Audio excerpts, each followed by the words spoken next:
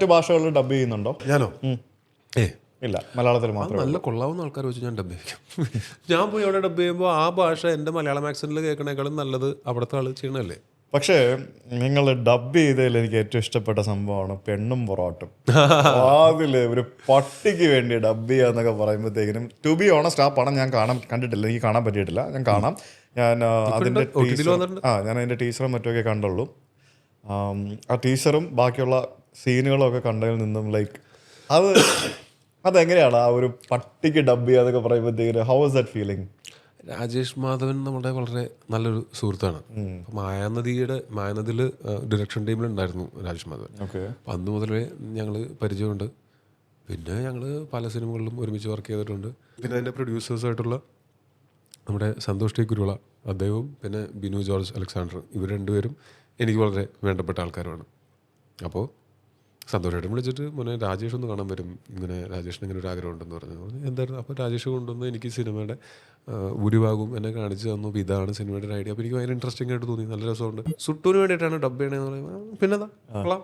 ഞാനും ഈ പറഞ്ഞ പോലെ ഒരു വ്യത്യസ്തത ഉണ്ടായിരുന്നു ആ സിനിമയ്ക്ക്. രാജേഷ് മാധവൻ മുഴുനീളെ ഉണ്ടോ ആ ഡബിങ്? അതോ ടൈലന്റ് വരെ ഉണ്ട്. പക്ഷേ അതായത് ആ ഒരു സുട്ടൂന്റെ പെർസ്പെക്റ്റീവിൽ ആ നാട്ടുകാരുടെ അത് ഈ പറഞ്ഞ പോലെ സൗഹൃദത്തിന്റെ അടിസ്ഥാനത്തിൽ നമ്മൾ ചെയ്യുന്ന പല കാര്യങ്ങളാണ്. ഭയങ്കര സന്തോഷത്തോടെ ചെയ്തിട്ടുള്ളൊരു കാര്യമാണ്. അപ്പോൾ ടോവിനോടെ ഫേസ് വാല്യൂം സൗണ്ട് വാല്യൂം തമ്മിൽ വ്യത്യാസമുണ്ടോ?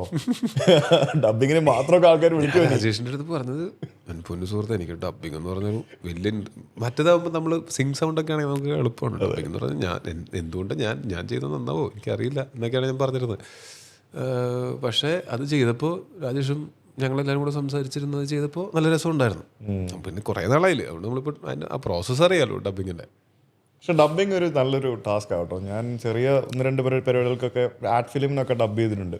നല്ലൊരു കഴിവ് വേണ്ടൊരു. എനിക്ക് പക്ഷേ സിംഗ് സൗണ്ടാണ് കൂടുതൽ ഇഷ്ടം. കാര്യം എന്ന് വെച്ചാൽ നമ്മൾ ഒരു ഇരുട്ടുമുറിയിൽ വന്നിട്ട് നമ്മൾ അഭിനയിച്ചിട്ടുള്ള അതിന് നമ്മൾ ചെയ്തിട്ടുള്ള ആ മോഡുലേഷൻ അത് തന്നെ റീക്രിയേറ്റ് ചെയ്യാൻ ശ്രമിക്കും. അതേ ഫീൽ വരണം. ഞാൻ വിശ്വസിക്കുന്നത് കാലക്രമേണ അങ്ങനെ മാറുമായിരിക്കും. സിംഗ് സൗണ്ട് ചെയ്തിട്ട്. സിംഗ് സൗണ്ട് ആണോ കൂടുതലും പലതും ചെയ്യുന്നത്? പലതിലും അങ്ങനെയാണ് ചെയ്യുന്നത്. പക്ഷെ സിംഗ് സൗണ്ട് ചെയ്തിട്ട് നമുക്ക് വേണമെങ്കിൽ കറക്ഷന് വേണ്ടിയിട്ട് ഡബിങ് ഉപയോഗിക്കാമല്ലോ. ഡബിങ് നമ്മൾ ചെയ്യൂല എന്നുള്ളത് വാശിയൊന്നുമല്ലല്ലോ. അപ്പോൾ നമ്മൾ അങ്ങനെ ഒരു മിക്സ് ഓഫ് രണ്ടും വന്നാൽ ഭയങ്കര നല്ലതായിരിക്കും. കുറച്ചും കൂടെ ആ ഫീലും കാര്യം നമ്മൾ മറ്റേത് ആ ഒരു സ്ഥലത്ത് നിന്ന് അവിടുത്തെ ഒരു അന്തരീക്ഷത്തിൽ നിന്ന് നമ്മൾ ആ കഥാപാത്രമായിട്ട് സംസാരിക്കുന്നതും ഒരു ഇരുട്ടുമുറിയിൽ നമ്മൾ നിന്നിട്ട് അതിനെ നമ്മൾ മിമിക് ചെയ്യാൻ ശ്രമിക്കുന്നതും തമ്മിൽ ചെറിയൊരു വ്യത്യാസമുണ്ട്. അപ്പോൾ എനിക്ക് കൂടുതൽ ഇഷ്ടം സിംഗ് സൗണ്ടാണ്.